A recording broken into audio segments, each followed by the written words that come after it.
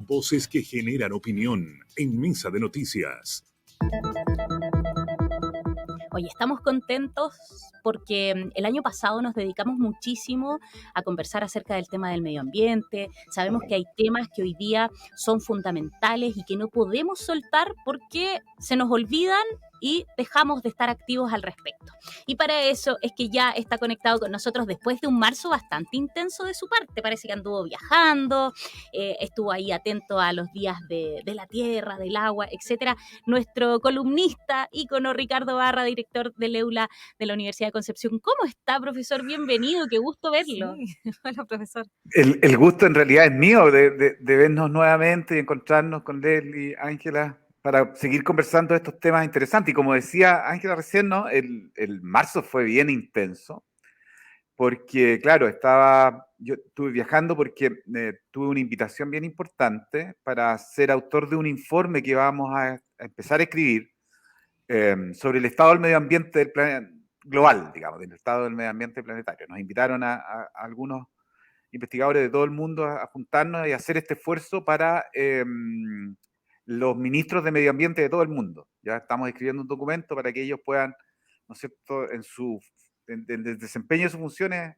hacerlo algo mejor con la guía de algunas bases de información científica que esperamos entregar. Yo creo que va a ser esto al final de 2025. O sea, tenemos 2 años muy intensos de trabajo.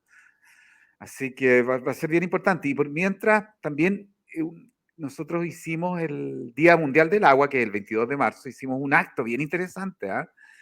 Fíjense ustedes que vino la alcaldesa de Santa Juana, vino la Seremi de Ciencia, el Seremi de Medio Ambiente, el gerente general de Desvío, y la directora del Centro Fondaptian de la Universidad de Concepción.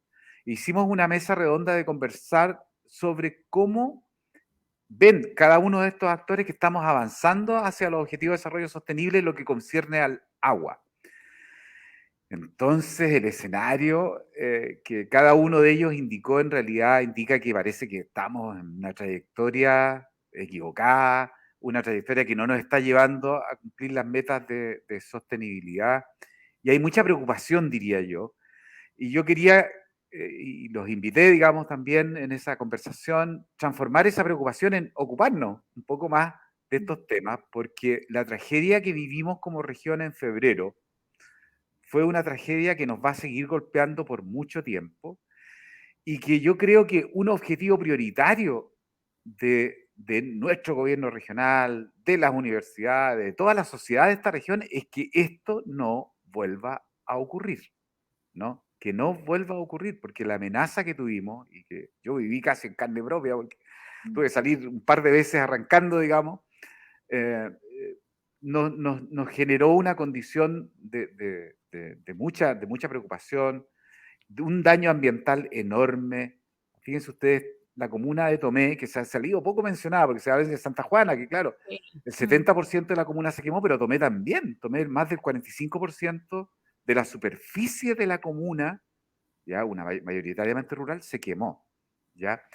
Y claro, cuando se quema, no solo se pierde la vegetación, ¿no? Se pierde la diversidad de organismos, animales, vegetales que ahí habitan, y se pierde el agua, ¿ya? Que es otra cosa que es muy preocupante, dado el escenario de escasez hídrica que tenemos. Entonces, el llamado que nosotros estamos haciendo a las autoridades, ya nos hemos juntado con algunos representantes del gobierno regional, es que tenemos que actuar mucho más rápido que lo que hemos hecho hasta ahora. Está bien, hay que responder a la urgencia, las casas para la gente que le perdió sus casas, pero tenemos que también empezar a hacer acciones muy rápidas para recuperar y rehabilitar todos estos sistemas que fueron dañados.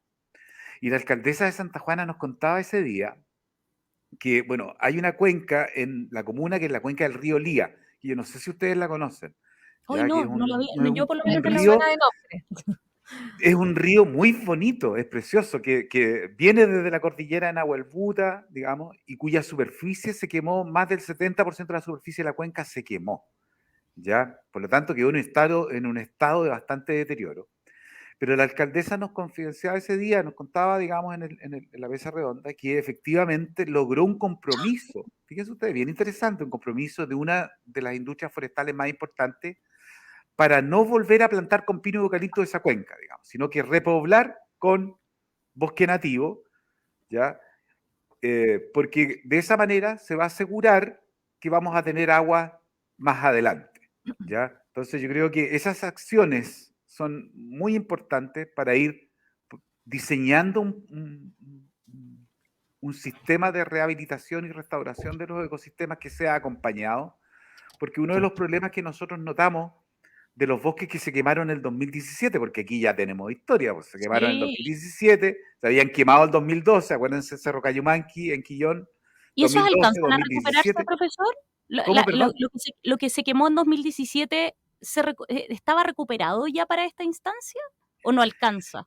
Como No, lo para que hacer una pasó con... proyección, como para hacer una proyección. Sí, lo que pasa es que, claro, cuando se queman estos sistemas, ¿no es cierto? Se empieza a colonizar en general por especies que son invasoras. Aromo, retamillo, y vuelven a crecer con mucha fuerza los árboles exóticos, pino y eucalipto, que son los que se recuperan más rápidamente que los nativos. Cuando ocurren este tipo de perturbaciones tan importantes como los incendios. Entonces la gente empieza a ver verde, pero en realidad es un verde que yo denomino un verde dañino, ¿ya? Porque lo que empieza a aparecer de verde son aquellas especies que no necesitamos en realidad, que no son buenas para la recuperación del ecosistema. Entonces ahí tenemos que poner mucho ojo, mucha atención para que efectivamente esta sea una recuperación que nos lleve a una transición hacia ecosistemas más saludables que la que observamos después de la recuperación del incendio del 2017. Entonces hay Profesor, que tener mucho ojo con perdón que lo eso. interrumpa, ahí estamos en el streaming mostrando el río Lía, ¿cierto, Sí, Fabián? Sí, es es un río precioso. maravilloso. De hecho, había muchos emprendimientos turísticos que se empezaron a localizar en los bordes del río de gente de Santa Juana que con mucho esfuerzo, digamos, instaló estos emprendimientos y que, bueno, fueron arrasados por las llamas.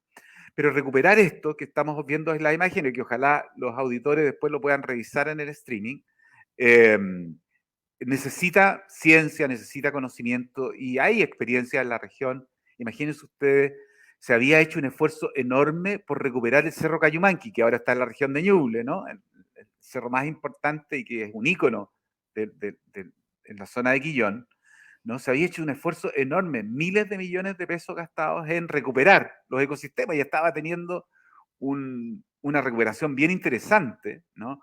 Pero que este incendio arrasó, digamos, con todos esos recursos, de manera que estamos observando con mucha preocupación que estamos quemando el dinero. Cuando se quema, digamos, el sistema, cuando se quema las plantaciones, toda la sociedad pierde, ¿ya? Todo se pierde, el sector forestal también, ¿ya?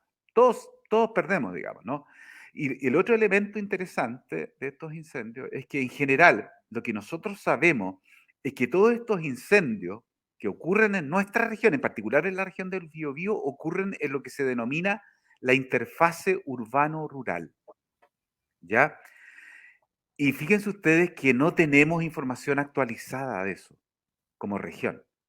Yo siempre digo que era el colmo que tuviéramos que ir a un sitio de la NASA, ¿no es cierto? Porque no sé si se acuerdan ustedes, teníamos que ir a ver cómo se estaba quemando la región del Biobío, teníamos que ir a un sitio de la Sí. NASA para saber cómo se estaba quemando en nuestra región, porque no tenemos la información aquí, o la información que tenemos está desactualizada, porque las bases de información que tenemos son del año 2015, 2017, estamos en 2023, ¿ya? Entonces, nosotros queremos promover un esfuerzo ahí para ir actualizando estas áreas de interfase urbano-rural que van cambiando, son muy dinámicas, ¿ya? Y que son, en general, las áreas donde estos eventos se inician, ¿ya? Porque estas interfaces son zonas de contacto, ¿no es cierto? Pasa el conductor en el auto, tira la colilla, ¿no es cierto? Se genera, lamentablemente, este tipo de eventos, o la persona que está trabajando con una máquina que genera chispas, etcétera. Genera este tipo de situaciones, digamos, de eventos tanto incidentales como intencionales. Entonces yo creo que como región ahí tenemos un trabajo que hacer y a mí me llama mucho la atención que todavía no tengamos un plan de colaboración para enfrentar esto, ¿no? CONAF está dedicada al combate. Gastamos, fíjense ustedes, de acuerdo a los datos, los últimos datos que yo vi del sector forestal, cerca de $1.000 millones en el combate al incendio. Imagínense cuántos hospitales, escuelas, etcétera, se podrían hacer con ese recurso que hoy día estamos destinando al combate de esta tragedia que significan los incendios. Entonces, yo creo que la prioridad, desde la perspectiva nuestra, es promover que esto no vuelva a ocurrir. Y para que no vuelva a ocurrir, tenemos que prepararnos. ¿Ya? Tenemos que prepararnos de una forma mucho más intensa que la que lo hemos hecho hasta ahora. El sector forestal, por cierto, los municipios juegan un rol importante aquí, el gobierno regional, las universidades y el conocimiento, etcétera. Yo hablaba el otro día con algunos consejeros en el gobierno regional y saben ustedes que todavía no tenemos un sistema de información territorial de esta región. No lo tenemos. Entonces, a mí me parece que tenemos que movilizar muchos más recursos humanos, materiales y capacidades que están. Esta región tiene las capacidades. Fíjense ustedes que nosotros como EULA hicimos un seguimiento completo. Hay un colega que trabaja en estos sistemas de información y fue actualizando día a día, digamos, toda la información de la superficie quemada, el tipo de terreno que se estaba quemando, ¿ya? Y las consecuencias que eso va a tener para el futuro, porque muchas de estas áreas que se quemaron, ¿no es cierto? Y que van a quedar al aire, digamos, al efecto de las lluvias que se van a avecinar ahora en el invierno, van a ser sitios donde va a haber remociones en masa, transporte masivo de suelo desde los cerros hasta los cursos de agua superficial, causando un montón de problemas. Entonces, yo creo que tenemos una región que se necesita preparar de mejor forma para estos eventos que ya venimos advirtiendo hace mucho tiempo, van a ser mucho más intensos, más frecuentes. 2012, 2017, 2023. ¿Ya? Entonces, yo creo que tenemos las capacidades en esta región para prepararnos mejor. Pero lo que falta es que tengamos un diálogo mucho más fructífero, que nos empecemos a escuchar, empecemos a dialogar aún más, empecemos a ver qué capacidades tenemos, qué capacidades existen en la región para tener una respuesta mucho más efectiva a esta enorme tragedia que vivimos y que si no hacemos nada se va a volver a repetir. Yo no veo ninguna posibilidad de que no se vuelva a repetir si es que no tomamos las medidas para que esto no vuelva a repetir. Y una de las medidas que nosotros estamos proponiendo tiene que ver con esto, con un análisis de todas estas interfaces urbano-rurales, de manera que podamos prepararnos mejor, ¿no es cierto? Para que efectivamente esas áreas sean conservadas, sean protegidas, sean limpiadas, para evitar, digamos, que la propagación de estos eventos de incendios sea tan rápida como la que observamos en febrero pasado. Entonces, esta tragedia que vivimos y que todavía tiene muchas consecuencias, ¿no? Y va a seguir teniendo consecuencias para muchas comunas, en general, comunas más vulnerables, fíjense ustedes. Nacimiento, Santa Juana, Tomé, ¿ya? Porque estos eventos, y esto lo sabemos también, ¿no? Golpean normalmente a los más vulnerables, ¿ya? Entonces tenemos que prepararnos de mejor forma y yo creo que, y en eso quiero hacer un llamado a nuestro gobierno regional, a los consejeros, a tener una respuesta mucho más efectiva que la que hemos tenido hasta ahora para abordar, digamos, el hecho de que estos eventos tan trágicos, digamos, para la región se vuelvan a ocurrir. Y ahí, No profesor, vuelvan a ocurrir. también, ¿cómo podemos hacer que de verdad se avance hasta hacer algo? Porque usted igual lo mencionaba, en 2017 tuvimos también unos incendios que tuvieron gran afectación y lo que hoy día uno ve es que aumentó, por ejemplo, el recurso para el combate y eso principalmente que CONAF trabajó mucho durante el año en tema de capacitación, de hablar con vecinos, en zonas de interfaz. Pero de todas formas lo que se necesita ahora es un cambio más profundo respecto Sí, también a la dinámica, porque claro, si no, vamos a pasar 3 años y de nuevo vamos a tener una catástrofe de esta índole. Murió gente, yo creo que eso es lo que exacto, también no Sí. tenemos que olvidar, además de exacto, todos los otros exacto. efectos. Entonces fue terrible también vivirlo. Entonces, Sí, hay... yo creo que aquí hay un rol para todos. Todos jugamos un rol en esta respuesta mucho más efectiva, desde la región y el gobierno regional, que tiene que tener un plan de emergencia, de respuesta más efectiva a estas emergencias. Ya nosotros como EULA hemos hecho estudios para otras regiones que están mejor preparadas que nosotros para eventos como tsunami en zonas costeras, en la región de la Araucanía. Terminamos un estudio el año pasado hecho en plena pandemia, digamos, para preparar de mejor forma a la región de la Araucanía frente a eventos tan trágicos como un tsunami. Ese plan no existe en esta región, fíjense ustedes. ¿Ya? De manera que necesitamos que desde la estructura de la región, digamos, se generen estos planes de emergencia que todavía no existen. ¿Ya? Pero junto con eso necesitamos promover, ¿no es cierto?, las acciones desde los municipios. Los gobiernos locales tienen mucho que hacer. La primera respuesta que se exige a este tipo de tragedia proviene de los gobiernos locales. Lo vimos durante la tragedia, ¿no? El rol que jugaron las alcaldesas, ¿ya? En llamar a la urgencia, llamar a la ayuda para evitar la tragedia. Entonces yo creo que también tenemos que dotar de más capacidades a los gobiernos locales para responder a este tipo de eventos cada vez más intensos, cada vez con más daño, cada vez con pérdidas enormes materiales en vidas humanas, etc. Entonces, yo creo que también necesitamos otro componente importante que tiene que ver con la comunidad. ¿Ya? No vamos a tener un combate efectivo a estas emergencias si es que no también preparamos a la comunidad. ¿Ya? Y ahí el rol de los colegios, el sistema educativo, de las juntas de vecinos, de todas las fuerzas vivas de la región, ¿ya? Eh, pudiese promover, ¿no?, cómo responder de forma mucho más efectiva a las emergencias. Yo sostengo, y lo he dicho en varios medios y en reuniones que hemos tenido en este periodo, ¿no?, que no va a haber un proceso de restauración exitosa si este proceso no se hace con la comunidad. Tenemos que trabajar mucho más intensamente con las juntas de vecinos rurales, con las comunidades de agua, con las asociaciones de cuenca, las juntas de vigilancia, etcétera, para poder hacer este proceso de recuperación mucho más eficiente. Entonces, como ven, hay un proceso que tiene que venir desde la autoridad central hacia abajo, pero también un proceso que va a partir o que parte desde las comunidades, ¿no es cierto?, que son las que viven la tragedia directamente, ¿ya? Entonces yo creo que ese nivel de articulación es el que necesitamos gestionar a nivel de nuestra región para ser mucho más efectivo en la respuesta a este tipo de situaciones tan trágicas como las que vivimos el mes de febrero.